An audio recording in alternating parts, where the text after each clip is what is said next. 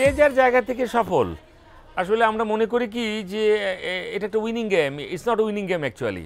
মানে আপনি যদি তৃপ্ত থাকেন তাহলে আপনি সফল।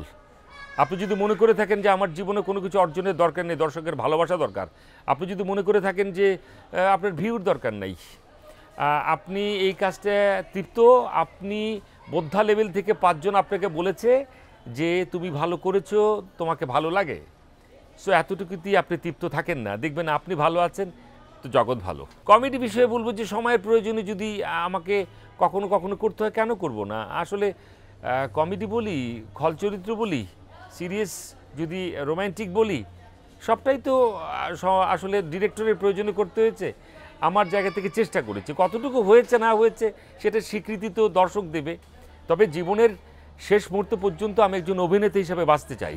আগে হিসেবটা ভালো করতে পারতাম, কারণ তখন চ্যানেল ছিল একটা, বিটিভি। এখন আসলে সব চ্যানেলই তো কাজ করতে হয়, কম আর বেশি। এখন হিসেবটা আসলে ওইভাবে করতে পারি না। হিসেব কুশি তো দেখিনি, তবে বলাটা খুবই কঠিন। তবে আমার ক্যারিয়ার শুরু করেছি আমি 94 থেকে। 97-এ আমি এনলিস্টেড হই, আর 96 থেকে আমি রেগুলার কাজ করি।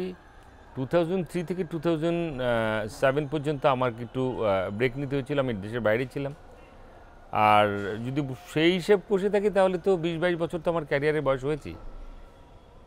তো আমি আমার জায়গা থেকে নিরলসভাবে চেষ্টা করে যাচ্ছি, তো হাজারখানেক উপরের তো হবেই। হাজারখানেকের উপরে আমি নাটক করেছি, ধারাবাহিক সিঙ্গেল মিলিয়ে, সেটা আমার মনে হয় তারও বেশিও হতে পারে। প্রতিদিনই তো আসলে কাজ করে যাচ্ছি, হিসেব কষাটা এখন মুশকিল, কারণ চ্যানেল তো অনেক।